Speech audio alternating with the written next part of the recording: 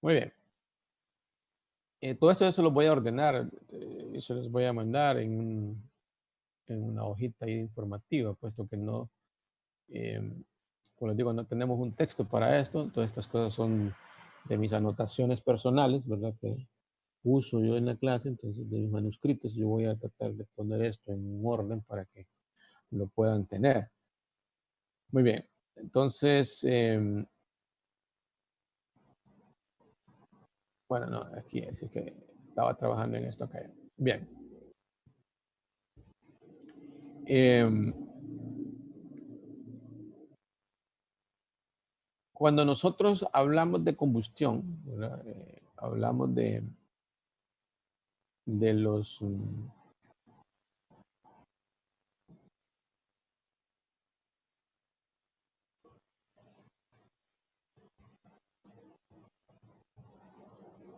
vamos a ver si tenemos un dibujo por acá.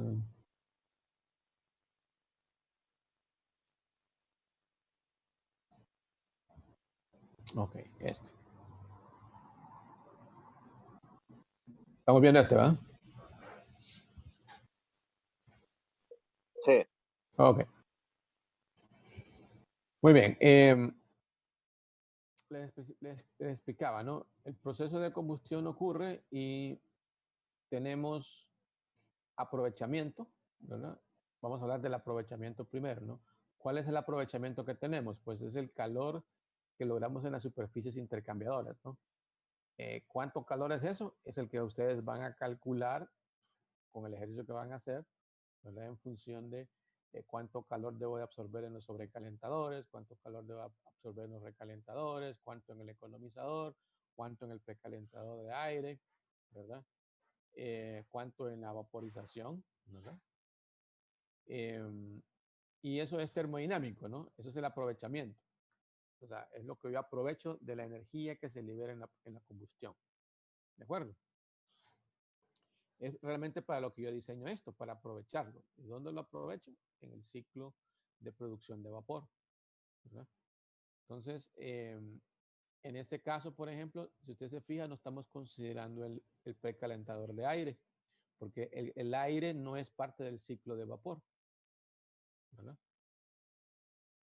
Si bien es cierto, es un aprovechamiento, que vamos a ver después qué efectos tiene, pero desde el punto de vista del ciclo termodinámico no lo es, no es parte de él, ¿no? Porque el ciclo termodinámico, el que estábamos estudiando, ¿verdad? El que vamos a resolver, solo involucra desde el economizador, recalentador y superficies de sobrecalentamiento, ¿no? Más la parte de ebullición, el banco de vaporización, ¿verdad? Necesario para producir el vapor que se requiere. Entonces, una manera de medir la eficiencia del horno, ¿verdad? O del generador de vapor en función de la energía que se libera en el combustible es, eh, como habíamos puesto por acá en nuestro balance, creo que no la pusimos esa ecuación, no está aquí, pero no está aquí esta ecuación, pero te voy a explicar, ¿verdad? Al final es la energía aprovechada entre la energía liberada, ¿verdad? ¿Cuánta energía libero? Pues la masa, el flujo másico de combustible que estoy quemando, ¿no? Es la cantidad de energía que yo libero y la cantidad de aprovechamiento que yo tengo, economizador, evaporador, sobrecalentador, recalentador, ¿no? Aquí no aparece el precalentador de aire porque no es parte del ciclo de vapor, ¿verdad? Entonces, ¿cómo mido yo la eficiencia de este combustible? ¿No? Lo mido entre lo aprovechado, o sea, toda la energía que es absorbida por las superficies termointercambiadoras, entre toda la energía que se libera por el combustible, por 100. Eso sería la eficiencia, ¿verdad?, de mi sistema de generación de vapor en cuanto al aprovechamiento térmico. ¿Están de acuerdo? Sí. ¿Verdad? Ok. Entonces, si yo puedo medir cuánto cuánta energía es liberada, ¿verdad? En la combustión, conociendo mi combustión, bueno, tengo ese total de energía y veo cuánto aproveché aquí, ¿no? Ya tengo mi eficiencia. Ahora bien, esa es una forma bien importante e interesante de verlo, ¿no? Y sirve mucho desde el punto de vista de diseño, vamos a decir, desde generar las expectativas de qué deberíamos obtener, ¿no? El problema es que, ¿verdad? Lo difícil de esto es que sabemos de que hay algunos factores que hacen que las cosas no sucedan exactamente como uno quiere que sucedan, ¿no? Que ya sabemos que estamos sujetos a las imperfecciones, a las irreversibilidades de la segunda ley de la termodinámica y todas esas cosas, ¿no? Pero no podemos medir ese impacto de entrada. Entonces, como no lo podemos medir de entrada, eh, eh, hay una manera en la que se mide al final de cuentas. Y es que una vez que el sistema se ha construido y se prueba, ¿verdad? Podemos realmente tener una medición exacta y precisa de cuánto es el verdadero aprovechamiento que se tiene en el aparato. Y es ahí entonces en donde surge otra forma de ver la eficiencia, que es la que había puesto por aquí yo, ¿verdad? Aquella que acabamos de hablar ahí es la eficiencia del aprovechamiento, ¿no? En base a función del ciclo de vapor. Pero veámoslo desde el punto de vista realmente operacional, ¿verdad? Vamos a definir una eficiencia basados en el poder calorífico superior del combustible menos las pérdidas que ocurren, ¿verdad? Entre ese poder calorífico por 100. Esta eficiencia, si ustedes notan, es diferente. Aquí ya no estamos hablando del aprovechamiento del ciclo de vapor. Estamos hablando en cuanto a las pérdidas que ocurren, pérdidas técnicas, pérdidas medibles en la operación del sistema, ¿verdad? Estas son mediciones reales, son mediciones que podemos generar algunas expectativas, ¿no? De poco más o menos de cuánto van a ser, pero al final de cuentas solo las podemos medir cuando ya tomamos medidas de campo, mediciones de campo. Ya una vez entra en funcionamiento el sistema, ¿no? Bien, aquí hablamos de 5, me faltó una, hace falta una, eh, no la coloqué ahí, pero sí la mencionamos en el listado, ¿verdad? El RUL, ¿se acuerdan, no? El RUL. No está aquí, no lo listé, pero podríamos escribirla ahí. RUL, ¿no? Que es igual a un porcentaje del perdón, porcentaje del poder, perdón, del poder calorífico del combustible, ¿verdad? Entonces ya tenemos ahí 1, 2, 3, 4, 5, 6 pérdidas, ¿verdad? Bueno, hay una más que no está aquí mencionada. No me acuerdo cómo se llama esta, cuáles son las siglas, pero es la de residuos. Vamos a poner aquí residuos. Para tenerlas ahí, ya les voy a explicar. Es igual a algo que no me acuerdo con exactitud, es la masa de los residuos, pues el CP de los residuos y su temperatura. Ya les voy a explicar cuál es. Pero aquí están listados los que ocupamos conocer. Entonces, y lo que nosotros vamos a estar aprendiendo a hacer, ¿no?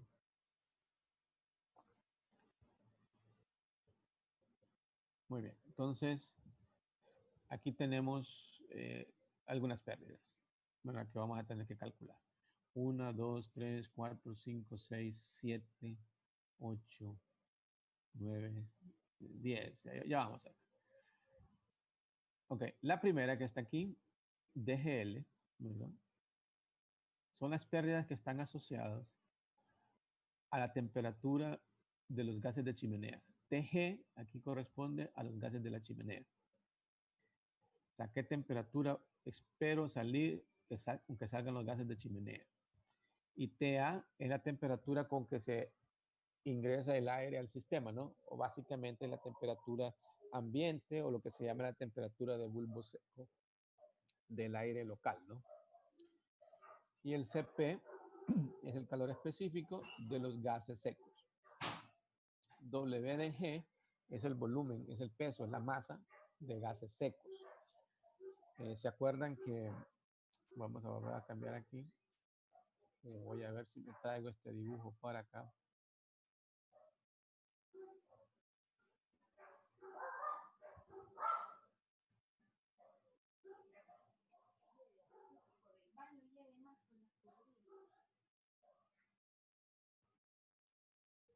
¿Verdad? Estamos de regreso aquí, ¿no? Habíamos hablado aquí de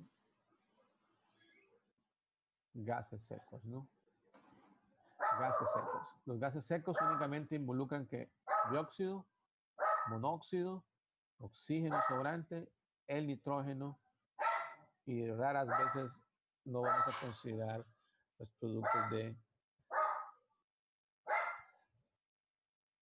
los productos de azufre, ¿verdad? Hiciste.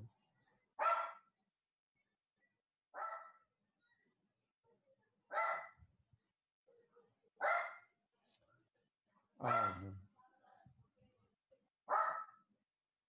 Ok. Entonces, a eso se refiere gases secos, ¿verdad? Solo los gases que no tienen que ver con humedad en los gases de salida y su temperatura. En el diseño que le hemos puesto, nosotros dijimos, vamos a permitirle al punto de rocío de los gases, le vamos a permitir 100 grados más, ¿no? Bien.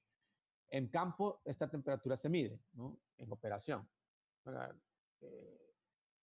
Pero sabemos qué es, ¿no? Temperatura de gases. Entonces, estas son las pérdidas asociadas a esos gases. La energía que llevan esos gases por la chimenea, ¿verdad?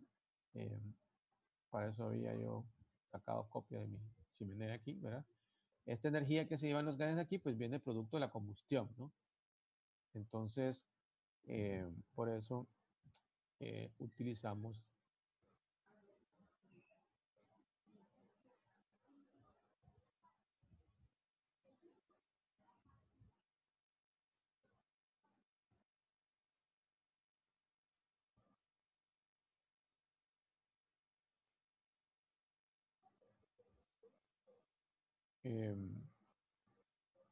¿verdad? Entonces, tenemos la pérdida de gases secos, ¿verdad? Que son única y exclusivamente esos gases. Están acá los que están considerados aquí. Y ese cálculo hay que hacerlo, ¿no? ¿Cuántos gases secos hay en los gases de combustión? Ya tienen todos los rudimentos ustedes porque conocen ya qué es cada cosa de esas, cómo hacer los cálculos de análisis de gases secos, análisis de Orsat y todas esas cosas que estaban en el capítulo 15. Ok, perdón. Luego la siguiente ineficiencia o pérdida, vamos a decir, ¿verdad? Es lo que significa pérdidas por humedad. Y aquí consideramos, en ML están consideradas dos de las formas. Aquí habla, ¿verdad?, de 3 fuentes de agua, ¿no? Ok, en ML solo está considerado las pérdidas a 2 fuentes de ellas. ¿Cuáles son? ¿Verdad? La humedad en el combustible, que es el W este o M que habíamos puesto aquí, ¿verdad? Más 9H, que es la humedad que se forma a partir del hidrógeno que está en el combustible, ¿verdad? Entonces, están considerados dos, ¿no? Dos de las humedades que estamos poniendo aquí como parte de los gases de combustión, hidrógeno y humedad existente en el combustible. ¿Por qué energía? Bueno, esta agua, como les decía, pasa del estado líquido HW, su entalpía de HW, a la entalpía de gas sobrecalentado, ¿no? A la temperatura a la cual los gases van. Y esta es una energía que nunca la voy a recuperar. ¿Por qué? Porque como no puedo condensar la humedad, porque me mantengo alejado del punto de rocío, entonces quiere decir que la humedad que se formó por el hidrógeno y la humedad que ya traía el combustible me absorbieron energía en el proceso de combustión y irremediablemente lo voy a botar por la chimenea. ¿Verdad? ¿Han comprendido eso?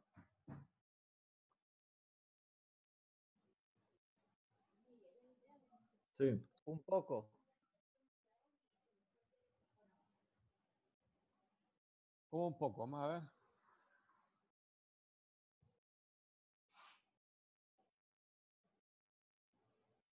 Pregunten, porque es bien importante. Todo esto es conceptual, ¿verdad? Ya la práctica es simplemente aplicar estas ecuaciones, pero si no entendemos el concepto, no, ¿verdad? Estamos calculando las pérdidas, ¿no? ¿Verdad? Vamos, pregunten. Y en el caso de que el lugar donde encuentre la chimenea comienza a llover, la temperatura va a bajar. ¿Cómo haremos para determinar una mejor? No lo entendí. ¿Qué dijo? Si en el lugar donde está la chimenea comienza a llover, entonces la temperatura del ambiente comienza a bajar. En ese momento, ¿qué haríamos con la temperatura en la salida de los gases? No, eso no podemos hacer nada. Pero los gases siguen fijas.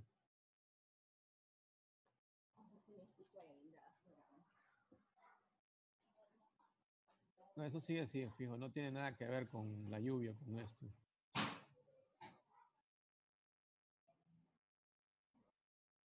Acuérdense que estamos midiendo la regularidad del clima, ¿no? No estamos midiendo las fluctuaciones del clima, ¿no? Es obvio que, y todo lo hemos visto, ¿no? Cuando la temperatura ambiente baja, todos estos sistemas que utilizan aire, pues se vuelven un poco menos eficientes porque comienzan con aire más frío, ¿no? Entonces es obvio que las pérdidas en esos momentos van a ser mayores, pero no podemos hacer nada, ¿no? Porque no podemos cambiar el clima, ¿no? ¿Entendido?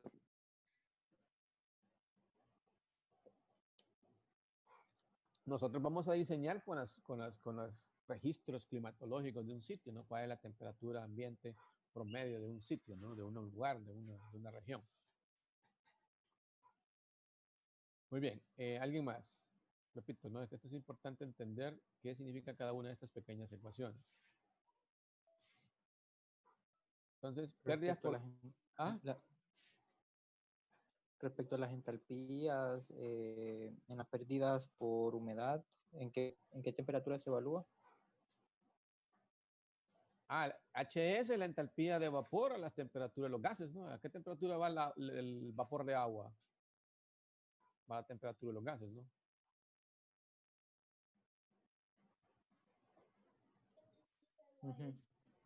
Y el HW, pues es la temperatura a la cual entra al sistema, ¿no? Cuando entra aquí a la cámara de combustión. Desde ahí cambia, ¿no? Desde la entalpía que entra el agua hasta la entalpía con que sale, que es la entalpía con que va aquí en los gases de combustión, ¿no? HS menos HW. ¿Verdad? Todos estos datos los podemos obtener en una tabla, ¿verdad? De vapor. Pues las presiones son bien bajas, ¿no? Más o menos de una atmósfera todo, ¿no? Entonces, todo esto son vapores sobrecalentados, líquidos comprimidos, ¿no? Bien, pero ya vamos a ver algunas formas de HS menos HW que no necesitaremos usar las tablas, podemos usar otras formulaciones importantes y que vamos a hacer uso de ellas. Muy bien. La otra pérdida. Pérdidas por agua en el aire de combustión, ¿verdad? Que es la parte que aquí habla de esto, de este lambda AWA, ¿verdad? Donde lambda A aquí es omega de esta ecuación, es la misma, ¿verdad? Entonces WA, ¿verdad? Es el caudal de aire que estamos metiendo nosotros al sistema, ¿verdad? Los kilogramos por segundo o libras por hora de aire que metemos al sistema de combustión, que lleva una humedad específica, ¿verdad? Dependiendo de la humedad relativa, de la temperatura de bulbo húmedo, temperatura de bulbo seco, del clima, del ambiente en que vivimos, ¿no? O sea que sí, el clima influye, ¿verdad? Con mayor o menor humedad del aire, vamos a tener más o menos humedad ¿verdad? Ingresando a la cámara de combustión. Esto es eso. Pérdidas por agua que entran a la cámara de combustión que vienen en el aire, ¿verdad? Son estos. Entonces, WA por omega es la cantidad de agua que ingresa al sistema. El CP del agua por la diferencia de temperatura, ¿no? Nuevamente, ¿no? Que es TG menos TA, ¿verdad? Porque, repito, ¿no? Este aire, esta humedad, perdón, ¿cómo se llama? Esta humedad, como nunca la puedo condensar, esta energía la pierdo. ¿De acuerdo? ¿Verdad? Entonces, entre ML y MCAL tenemos todo el cálculo de pérdidas por agua, ¿verdad? DGL es el cálculo de pérdidas asociadas a los gases secos, ¿verdad? Estamos. Muy bien. Únicamente voy a explicar RUL, ¿verdad? Como les decía, son pérdidas relacionadas a radiación, convección y otras menores, que por lo general son dados en función de un porcentaje por el HHB. El HHB es el poder calorífico superior del combustible. Estos porcentajes que están aquí en realidad están normados. Están normados en función del tamaño de la superficie termointercambiadora, en este caso el tamaño de la caldera, ¿no? Y el tamaño en cuanto a flujo de vapor y otras cosas. Hay algunas gráficas de la Asociación de Fabricantes de Calderas, ¿verdad?, del mundo, y han establecido algunos reglamentos en cuanto a porcentajes máximos permitidos de pérdidas por radiación y otros de convección en función del tamaño de la caldera, ¿no? El tamaño aquí significa tanto sus metros cuadrados de superficie como la cantidad de vapor que genera por hora, ¿verdad? Entonces, SRL, en el caso del ejercicio que van a hacer ustedes, es un 3% del poder calorífico del combustible, ¿no? ¿Okay? Entonces, por ahí nos vamos a quedar hoy, ¿verdad? Vamos a continuar, mañana tenemos clase, ¿verdad? Sí, mañana es jueves, vamos a seguir expandiendo sobre esto, ¿verdad? Y, bueno, expandir más, ¿no? Estamos explicándolos, pero igual, cada una de estas cosas lleva una serie de cálculos que hay que hacer, ¿no? Entonces, vamos a ir ampliando eso, ¿verdad? Entonces, ¿por qué? Porque necesitamos calcular la eficiencia en función, como les digo, de las pérdidas, ¿no? Vamos a restar del poder calorífico, que es lo máximo que puedo obtener del combustible, las pérdidas.